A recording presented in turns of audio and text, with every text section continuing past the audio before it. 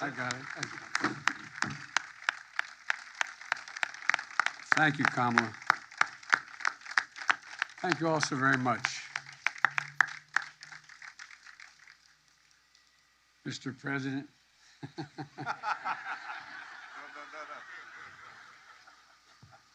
Harry, thank you for your stewardship.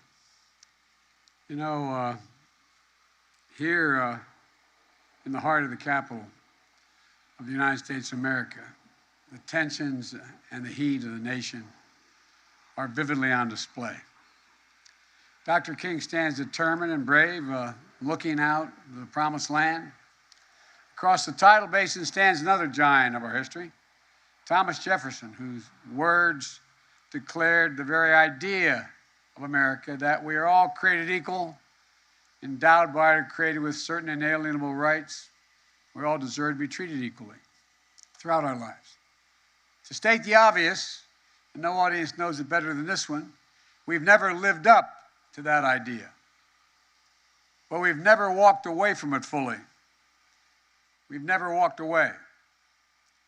In his sermon to the march in Washington, Dr. King called on all of America to live up to the full meaning and promise of our Declaration of Independence. And so, they stand here in perpetuity, in timely and timeless conversation that inspires us and challenges us, reminds us how far we've come, where we need to go, and how much longer the journey is. And it's a conversation that shapes our days and that we must carry forward.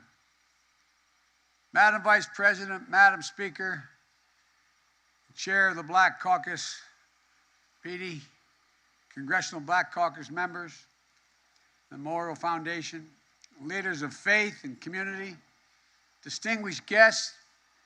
From here, we see the ongoing push and pull between progress and struggle over the self-evident truths of our democracy.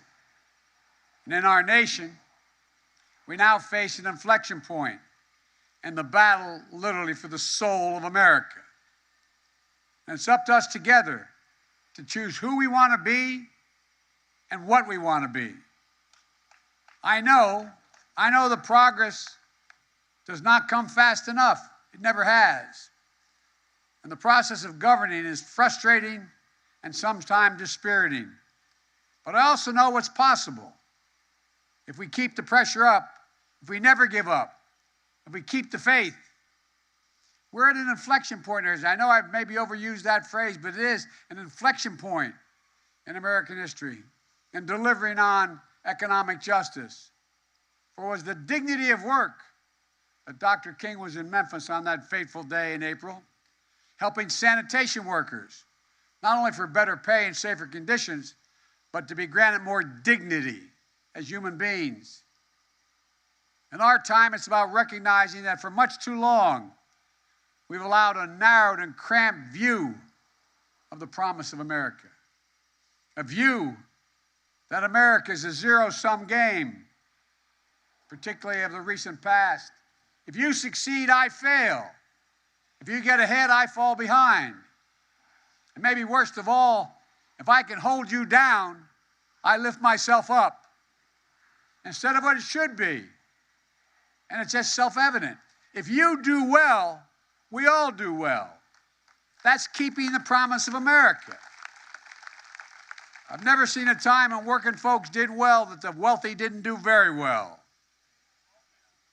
Look, it's the core of our administration's economic vision, and it's a fundamental paradigm shift for this nation. For the first time in a couple generations, we're going to be investing in working families, putting them first and helping them get ahead, rather than the wealthy and the biggest and most powerful people out there. We're investing in black families with rescue checks and tax cuts that will reduce black poverty by 34%, black child poverty by more than 50% this year. And we're aggressively, with the leadership of some of the people I'm looking at right now, combating housing discrimination to create a generation of wealth. How did every other person make it to the middle class from a working class circumstance. Just like my dad did. Build equity in a house. Granted, it was small. Granted, it wasn't much. But it was enough to build a little equity. We'll use the federal government's purchasing power to unlock billions of dollars in new opportunities of minority-owned small businesses and access to government contracts. Is there any doubt that providing more people with just a little more breathing room to take care of their families, generate a little bit of wealth that they can pass on to their children, and create jobs in their communities would uplift the entire country, all the country, everyone? And as the economy recovers, we are determined and focused on rebuilding it over the long run. No one should have to hold their breath as they cross a rundown bridge to determine whether it's safe enough, or a dangerous intersection in their hometown. A nation, every American, every child should be able to turn on a faucet and drink water that's not contaminated by lead or anything else. As a nation, everyone should have access to affordable high-speed internet. Gone the days when you have to pull up to a McDonald's and sit in the parking lot with your child to do their homework when there's virtual learning going on.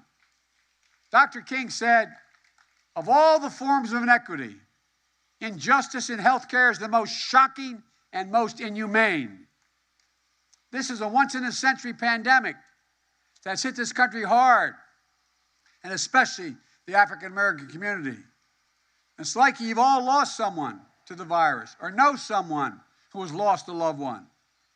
1 in 600 Black Americans have died from COVID-19. It's been reported that Black children are more than twice as likely as white children to have lost a parent or a caregiver to COVID-19, to have to experience the trauma and loss. Many of my colleagues in the Congress are working on what we have to now work on even more fervently, and that is mental health care, helping people through the difficult periods we have. It's been devastating, but we can find purpose in pain. We can find purpose in this pain. Equity is the center of my administration's COVID-19 response. The vaccination rates among Black adults is now essentially on par with white adults. In the midst of this pandemic, we're building an Affordable Care Act to extend coverage to lower health care costs for millions of Black families. We're also working to lower prescription drug costs by giving Medicare the power to negotiate lower prices. And how do you know the plan will work? Because the drug companies are spending millions of bucks to try to stop it. That's how you know. Together, we're making health care a right, not a privilege in this nation. And for the millions of you who feel financially squeezed in raising a child while caring for an aging parent, the so-called sandwich generation, we want to make elder care affordable and accessible so your aging loved ones can live with greater independence and dignity. We also want to make sure child care costs for most families are cut at least in half. No working family, if we get what you all are helping me get done, no working family in America will pay more than 7% of their income on child care for any child under 5. We want to give raises to millions of care workers and home workers so they can increase their capacity, increase their knowledge, increase their opportunities. Health workers and child care workers are disproportionately women of color and immigrants, workers like the ones Dr. King stood for when he marched and gave his life. Look, folks, just imagine, instead of consigning millions of our children to under-resourced schools, we gave every single child in America access to an education at age 3 and age 4, a quality preschool. We can afford to do this. We can't afford not to do it. And we do know, no matter what the background or circumstance the child comes from, when given that opportunity, they have a better than 58% chance of making it all the way through 12 years without getting themselves in trouble and maybe go on beyond that. This will change lives forever. So will historic investments in higher education. significantly increasing Pell Grants to help millions of black students and lower-income families attend community colleges and four-year schools. I tell you, let me be clear. In the shadow of the Morehouse men, I hear a lot about that, guys. And with the Howard alumni, I keep making the case, if you excuse the point of personal privilege, we used to say in the Senate. The best HBCU in the country is Delaware State. That's where I got started. Come on. But here's what we've done. In addition to putting the president of Delaware State, who used to work for me, in charge of all of this, we're committed to nearly $5 billion this year in historic investments with more historically black colleges and universities to make every single student, give them a shot at the good paying jobs. And you all know what I mean, but for anybody watching this, one of the problems is black students in college are just have every single capability any other student does. But guess what? Because they don't have great endowments, they can't compete for those government contracts that are out there that the big schools are able to go out and get. Cybersecurity, for example. Starting salaries, $125,000, but you don't get that contract unless you have laboratories, unless you have the facilities you can, in fact, train on. We also know this is about the promise of America. Economic injustice also means delivering environmental justice to communities on fence-line communities, dividing homes in toxic areas. My state is one of the highest cancer rates in the history in America, because I lived in a fence-line community called Claymont, Delaware. We used to get up in the morning, not a joke, when I get driven to the little school I went up the street. Turn on the windshield wiper in the fall, the first frost, and literally be an oil slick in the window, not a joke. An oil slick in the window. That's why an awful lot of us, including me, have bronchial asthma. It means reducing pollution so our children can develop and avoid these consequences. Every one of you have an alley in your state. We call it Cancer Alley in our state, going down Route 13. Look, it means building up our resilience to the climate crisis, for the next extreme weather events. And these have been of biblical proportions. Biblical proportions. 178-mile top winds in a hurricane down in Louisiana. More people dying in Queens in their basements because 20 inches of rain, they flooded and couldn't get out of their basements. They drowned. Superstorms, droughts, wildfire, hurricanes. This is the promise for America, urban and rural, and all across America, not just for any one area. And as we fight for economic justice to fulfill the promise of America for all Americans, the work continues on delivering equal justice under the law. Look, I know the frustration we all feel that more than 1 year after George Floyd's murder and the conviction of his murderer about 6 months ago, meaningful police reform in George's name is still not passed Congress. I remember many times meeting with a little daughter, and she'd say to me, "My daddy's changing history. He's going to change history." But we haven't fulfilled that yet. I understand. You got to keep fighting. Let me be clear, though. We're going to continue to fight for real police reform legislation. And the fight's not anywhere near over. Despite Republican obstruction, my administration is active. We've already announced changes to the federal law enforcement policies, a ban on chokeholds, restriction on no-knock warrants, requirement that federal agents wear and activate body cameras, ending Department of Justice use of private prisons, rescinding the previous administration's guidance to U.S. attorneys to require the harshest of penalties. The Justice Department has opened a pattern and practice investigation of systematic police misconduct in police departments in Phoenix, Louisville, and Minneapolis. Just because we can't get it done in the states, we are not standing back. But we have much more to do. In addition to these important steps, my administration also wants to advance some meaningful police reform that includes additional executive actions to live up to America's promise of equal justice under the law. Our work continues to create a safer and stronger communities in critical ways. With my American Rescue Plan, and thank you and the Congress for supporting it, everybody kind of forgets that was $1.9 billion, trillion. We got a heck of a lot done with that. That it did so well, people don't even know where it came from. No, I'm serious. Think about it.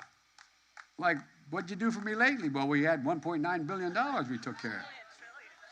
Well, we made historic investments in community policing and violence intervention programs. And we're shown to reduce, some of these programs reduce violence by 60%. We're expanding summer programs and job opportunities and service and support to keep young people safe and out of trouble. We're helping formerly incarcerated people successfully re-enter their communities. In the past, you get $25 and a bus ticket. You go back right under the bridge you just were there before. You should have access to Pell Grants. You should have access to the housing. You should have access to all the things. You paid your price, and we shouldn't put you back in the spot where you have no options. We're also working to stem the flow of firearms from rogue gun dealers to curb the epidemic of gun violence. I know I get criticized for being the guy who passed the assault weapons ban. I'm proud of having passed the assault weapons ban. But here's the deal. We heard Dr. King paraphrase Micah. He said, give us the ballot and we will place judges on the benches of the South who will do justly and love mercy. Well, in just 9 months, we've appointed more black women to the federal circuit courts and more former public defenders to the bench than any administration in all of American history because of you. We're going to change it. We did it in a record time, and we're just getting started because of all of you in the audience here. You've been the engine behind all of this. But we also know this. To make real the full promise of America, we have to protect that fundamental right, the right to vote, the sacred right to vote. You know, it's democracy's threshold liberty. With it, anything is possible. Without it, nothing is. Today, the right to vote and the rule of law are under unrelenting assault from Republican governors, attorneys general, secretary of state, state legislators, and they're following my predecessor, the last president, into a deep, deep black hole and abyss. No, I really mean it. Think about it. This is what got me involved in civil rights as a kid when I was 26 years old.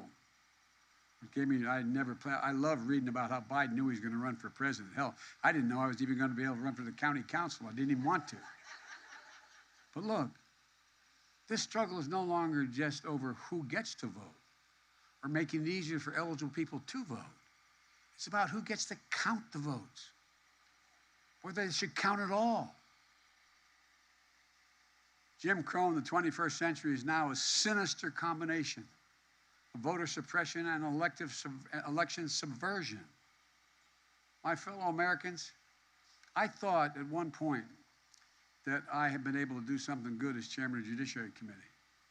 I was able to get every member of the committee, including some of the most conservative members that ever served, clearly who had racist backgrounds, to vote to extend the Voting Rights Act for 25 years. I thought, whoa, one of the proudest things I ever did as a senator. But guess what? This means that some state legislatures want to make it harder for you to vote. And if you do vote, they want to be able to tell you whether or not your vote counts. That's not happened before. They want the ability to reject the final vote and ignore the will of the people. If their preferred candidate, black or white or Asian or Latino, doesn't matter if their candidate doesn't win. And they're targeting not just voters of color, as I said, but every voter who doesn't vote the way they want. I have to admit to you, have been as a senator my whole 36-year career involved in, I've worked with a lot of folks out here in civil rights issues. I thought, man, you can't turn this back, that you could defeat hate. I thought we could actually defeat hate. But the most un-American thing that any of us can imagine, the most undemocratic and the most unpatriotic, and yet sadly not unprecedented. Time and again, we've witnessed threats to the right to vote in free and fair elections come to fruition. Each time we fought back. We've got to continue to fight back today.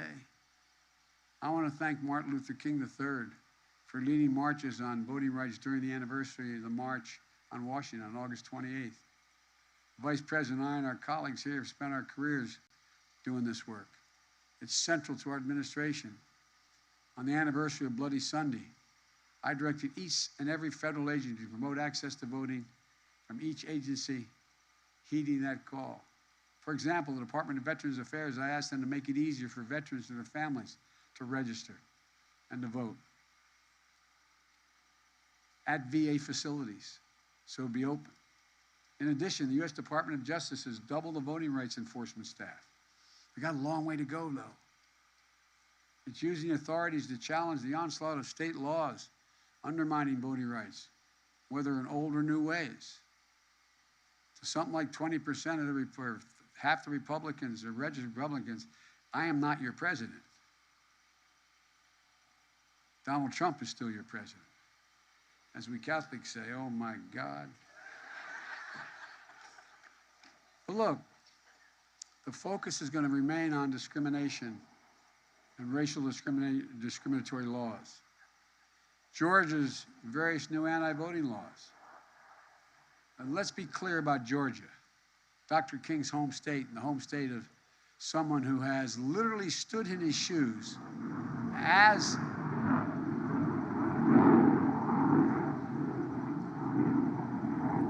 I think some of you guys knew this was the next line was coming. That's why you had the Jets come out. Stood in his shoes as a Morehouse man. That's what I keep getting from Cedric. Oh, anyway. And as a preacher in the pulpit of Ebenezer, United States Senator Raphael Warnock, the first black senator in Georgia's history. Senator Warnock won his election in the battle of ideas. He earned the trust and confidence of a broad coalition of voters in Georgia. In response of Republicans of Georgia, what was it? It's not to try winning on the merits and ideas. It's by changing the rules to make it harder for people to vote, deny the franchise.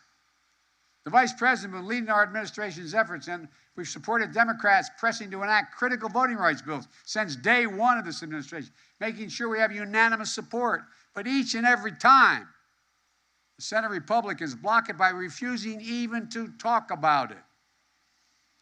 They're afraid to even just debate the bills in the U.S. Senate, as they did again yesterday, even on a bill that includes provisions that they've traditionally supported. It's unfair, it's unconscionable, and it's un-American. And this battle's far from over. The door has not been closed. John Lewis Voting Rights Act will soon come up for a vote, named after our dear friend we still miss dearly, but whose voice we hear every day in our hearts and our conscience. It's a law that helped lead the reauthorization, as I said, for 25 years that I served in the Senate Judiciary Committee, expanding the Voting Rights Act. Traditionally received bipartisan support. We have to keep up the fight and get it done. And I know the moment we're in. You know the moment we're in. I know the stakes. You know the stakes. This is far from over. And finally, we're confronting the stains of what remains the deep stain in the soul of the nation. Hate and white supremacy. You know, there's a tough through line of subjugation and enslaved people from our earliest days to the reigns of radicalized terror, the KKK, to Dr. King being assassinated. And through that, though that line continues to be the torches emerging from dark shadows in Charlottesville, carrying out Nazi banners and chanting anti-Semitic bile and Ku Klux Klan flags, and the violent, deadly insurrection on the Capitol 9 months ago, it was about white supremacy, in my view. The rise of hate crimes against Asian Americans during the pandemic, and the rise of anti-Semitism here in America and around the world. The through line is that hate never goes away. It never, I thought, and all the years I've been involved, I thought once we got through it, it would go away. But it doesn't. It only hides. It only hides until some seeming legitimate person breathes some oxygen under the rocks where they're hiding and gives us some breath. I've said it before, and all my colleagues here know it. According to the United States intelligence community, domestic terrorism from white supremacists is the most lethal terrorist threat in the homeland. To that end, our administration is carrying out the first ever comprehensive effort to tackle the threat. posed by domestic terrorism, including white supremacy. We're doing so by taking action to reduce online radicalism and recruitment to violence. We're also disrupting networks that inspire violence and domestic terrorists by providing resources to communities to build resilience. We cannot and must not give hate any safe harbor, any safe harbor. My fellow Americans, standing here reminded of the goal of the Southern Christian Leadership Conference, which Dr. King led, and I quote, he said his goal was to, quote, redeem the soul of America. That's what's at stake here, the soul of America. And we know that it's not the work of a single day or a single administration or even a single generation. But here we stand with Dr. King to show out of struggle, there's progress. Out of despair, there's hope. From the promise of equality and opportunity, of jobs, justice, and freedom, we see Black excellence, American excellence, Black history as American history, and a defining source of the might of this nation. That's why we're here today, to renew our own courage in the shadow and the light on the shoulders of Dr. King, Coretta Scott King, and all those known and unknown who gave their whole souls to this work. The courage to confront wrong and to try to do right, the courage to heal the broken places of the nation, the courage to see America whole, to acknowledge where we fall short, to devote ourselves to the perfection of the union that we love and we must protect. For if we can summon the courage to do these things, we'll have done our duty, honored our commitments, brought the dream of Dr. King just a little bit closer to reality. It's the highest of callings. It's the most sacred of charges. And it's what, with the help of God, we can do now. So let's go forth from this sacred place, tumbled in turmoil with hope and promise of a nation always seeking, always thriving, always keeping the faith. Because, folks, you know, I know my colleagues in the Senate used to always kid me for quoting Irish poets on the floor. They thought I did it because I was Irish. It's not the reason. They're just the best poets in the world. There's a line from, and I believe this to be true, there's a line from a poem, The Cure of Troy. It says, that once in a lifetime, that tidal wave of justice rises up, and hope and history rhyme. It's not the whole quote, I won't bore you at all, but hope and history rhyme. I believe the American people, the vast majority, are with us. I think they see much more clearly what you've all been fighting for your whole lives now. It's in stark relief. The bad news, we had a president who appealed to the prejudice. The good news is that he ripped the Band-Aid off, made it absolutely clear what's at stake. And I think the American people will follow us. But guess what? Whether they will or not, we have no choice. We have to continue to fight. God bless you all. May God protect our troops.